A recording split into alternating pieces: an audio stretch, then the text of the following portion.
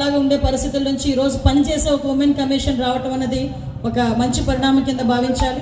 At the same time ఈరోజు ఈ కార్యక్రమం నిర్వహించుకున్న చెప్పిన మా సోదరులు కలెక్టర్ గారికి కూడా ప్రత్యేకంగా నేను ధన్యవాదాలు తెలియజేసుకుంటున్నా.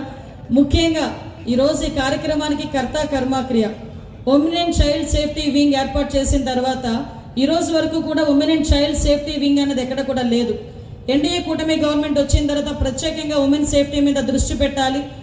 రాజ్ కుమారి గారి పేరు చెప్పిన తర్వాత తనకిచ్చిన బాధ్యతని ఈ సంవత్సరం పాటు కూడా ఎక్కడా కూడా ఒక చిన్న బ్యాక్ స్టెప్ కూడా వేయకుండా అంతే అగ్రెసివ్గా పనిచేసుకుంటూ ఈరోజు ఉమెన్ క్రైమ్ని కూడా 4.4 వరకు తగ్గించగలిగామంటే ఒక పక్క నుంచి police department support at the same time women safety wing తరఫున తను చేసిన కృషికి ప్రత్యేకంగా మీ అందరి తరఫున కూడా నేను అదేవిధంగా ముఖ్యంగా ఇందాకే చెప్పారు మా షరీన్ బేగం గారు ఎక్కడ నిల్చొనివ్వట్లేదట, మా కలెక్టర్ గారిని కూడా నిల్చొనివ్వట్లేదట.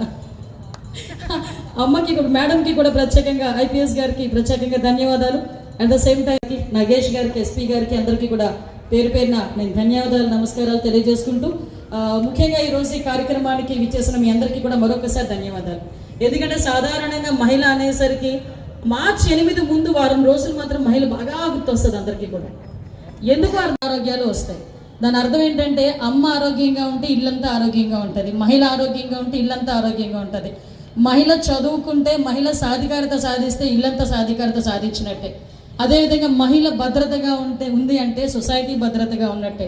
అంటే ఈ రోజు ఇందాక మా రాజ్ కుమార్ గారు ఒక అంబేద్కర్ గారు వర్డ్ని అంటే ఆ దేశం ఎంతవరకు అభివృద్ధి చెందింది కాకుండా మేమున్నామని ఒక భరోసా ఈరోజు మన అందరం కూడా ఇచ్చే పరిస్థితి కూడా కనిపిస్తూ ఉంది. అటువంటి పరిస్థితి నుంచి ఈరోజు మన పరిస్థితి ఎలా అయిపోయిందంటే ఇందాక మన డిపార్ట్మెంట్ తరపు నుంచి ఎన్ని ఏర్పాటు చేసాము ఇవన్నీ కూడా చెప్పున్నారు.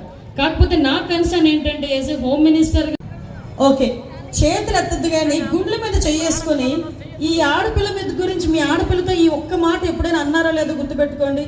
నువ్వు ఆడపిల్లవి ఇలాగే ఉండు అని మాట అన్నారా ఎక్కడైనా ఎప్పుడైనా?